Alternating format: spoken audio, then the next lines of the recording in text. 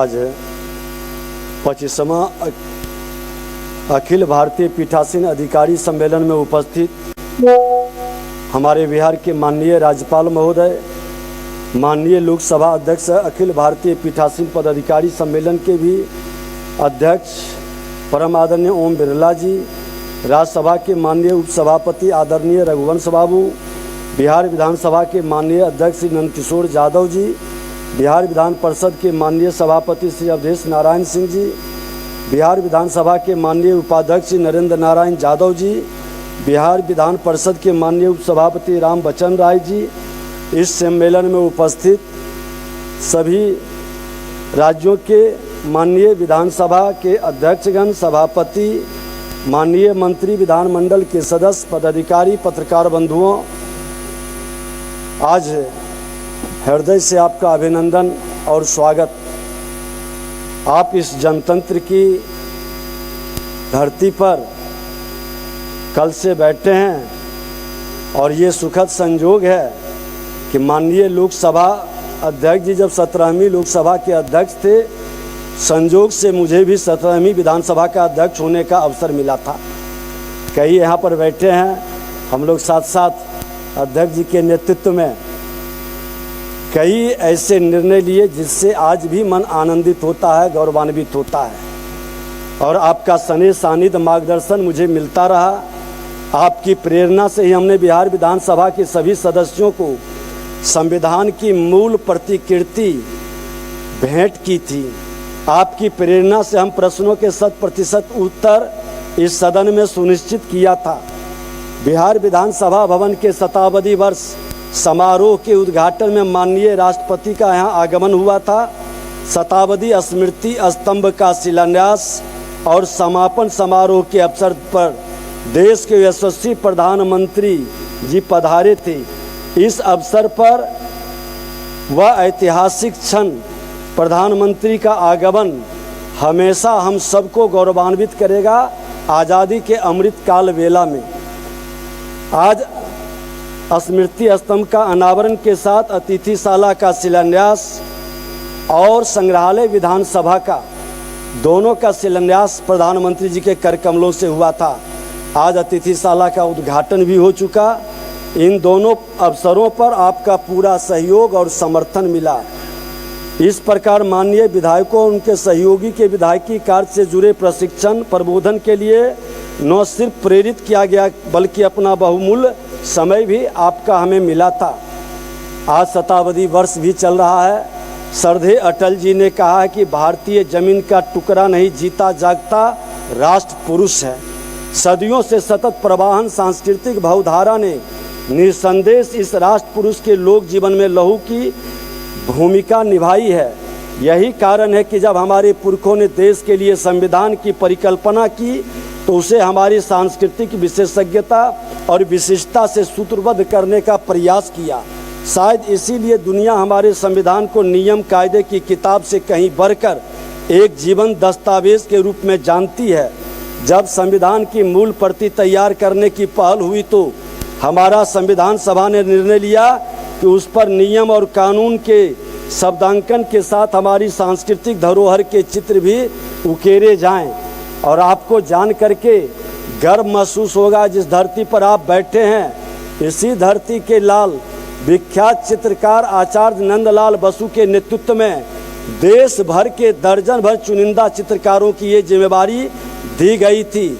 ऐसे भी ये धरती ज्ञान विज्ञान की भूमि रही है, गणतंत्र की धरती रही है और समुद्र मंथन से मंदार पर्वत इसी धरती पर है जो अमृत का यही स्थल रहा है। संविधान की मूल प्रति में सिंधु घाटी सभ्यता से लेकर वैदिक काल, मौर्य काल से लेकर मध्यकाल, आधुनिक काल तक के हमारे कई हजार वर्षों का और 12 प्रमुख ऐतिहासिक कालखंडों की झलक चित्रों के रूप में उत्कीर्ण है। उल्लेखनीय कि इन चित्रों को यूं ही नहीं उकेरा गया बल्कि इसके पीछे रचनात्मक सोच को भी लक्षित किया जा सकता है। मिसाल के तौर पर संविधान के भाग 2 जिसमें नागरिकता से जुड़ा प्रावधान है, वहाँ वैदिक गुरुकाल का चित्र है।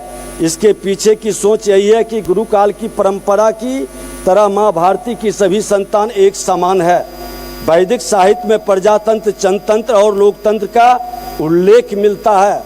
अंग्रेजी में इन तीनों के लिए जो शब्द डेमोक्रेसी है, लेकिन हमारे शास्त्र में उल्लिखित इन तीनों शब्दों के तीन निहितार्थ है।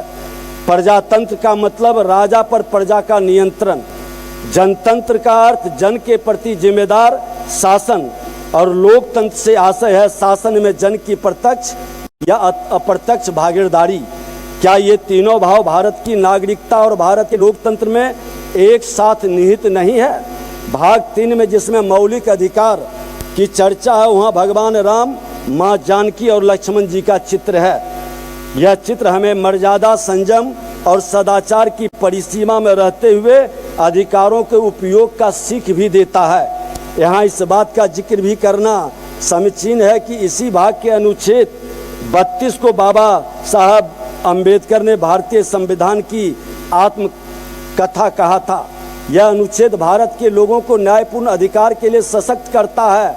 हमारे यहाँ जो 4 युगों की परिकल्पना की गई है, उन 4 युगों के विधायक 4 महान शासक माने गए। चारों युग के सतयुग में मानधाता, त्रेता में श्री राम, द्वापर में युधिष्ठिर और कलयुग में विक्रमादित्य। इन चारों राजाओं के न्यायपूर्ण सुशासन का प्रतिनिधित्व माना जाता है। इस भाग में संविधान निर्माताओं द्वारा प्रभु श्री राम को प्रतिष्ठित करना इस बात की निशानी है कि वे भारतीय लोकमानस और आस्था, उसकी सामूहिक आत्मा के प्रतीक पुरुष रहे हैं। भाग 4 में जिसमें राज्य के नीति निर्देशक तत्व और मौलिक कर्तव्य की चर्चा है, वहाँ अर्जुन को गीता का संदेश देते हुए श्री कृष्ण का छायांकन है। यह राज और नागरिक के एक दूसरे के प्रति अपेक्षित धर्म का संदेश देता है। उसी प्रकार भाग 5, 6, 7 और 12 पर क्रमशः महात्मा बुद्ध, तीर्थकर महावीर, धम्म की सीख देने वाले सम्राट अशोक, पवन पुत्र हनुमान जी और काल की छाती पर नृत्य करते नटराज की उत्तीर्ण चित्र निहार्थ ग्रहण किए जा सकते हैं।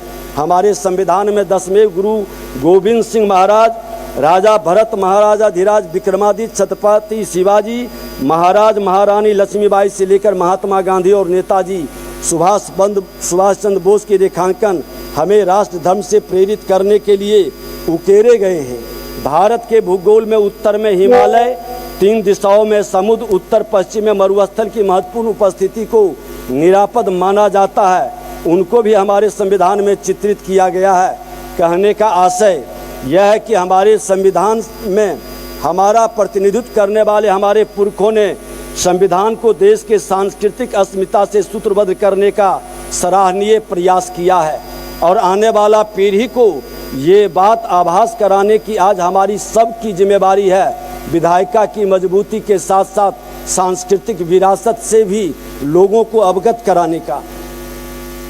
भारत सही मायने में लोकतंत्र की जननी या मदर ऑफ डेमोक्रेसी रहा है। आज जबकि देश में अपना संविधान लागू हुए 75 वर्ष होने को है, इस अवसर पर हमारे यशस्वी प्रधानमंत्री जी की पहल पर इस साल को संविधान गौरव वर्ष के रूप में मनाने का निर्णय लिया गया है।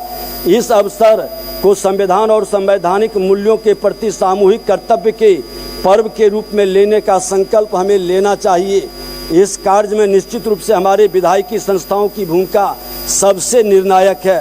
बीते 75 वर्ष में हमारी विधायिका ने संविधान में लिखे शब्दों को धरातल पर साकार करने में सराहनीय भूमिका निभाई है। और आज जब हम 2047 में विकसित भारत बनाने के संकल्प के साथ बढ़ रहे हैं, ऐसे में हमें अपने वैश्विक पहचान के साथ अपने लोकतांत्रिक परिपाटी को भी सशक्त करना है। मुझे गर्व है कि आज लोकसभा के अध्यक्ष जी के नेतृत्व में जिस तरह से विधायिका की विश्वसनीयता, लोकतंत्र, गणतंत्र को मजबूती मिल रहा है और हर विधानसभा के अंदर इनके द्वारा जिस तरह से मार्गदर्शन मिलता है, आज निश्चित तौर पर भारत 21वीं सदी का भारत स्वामी विवेकानंद जी के उस सपना को साकार करने में एक मजबूत नेतृत्व के साथ कदम बढ़ा रहा है। पुनः आप सभी का अभिनंदन करते हुए आपके इस कार्य को आने वाला पीढ़ी को एक नए उपहार के रूप में हमारा संविधान सबको गौरवान्वित करे, यही हमारी कामना है, यही शुभकामना है। बहुत बहुत धन्यवाद।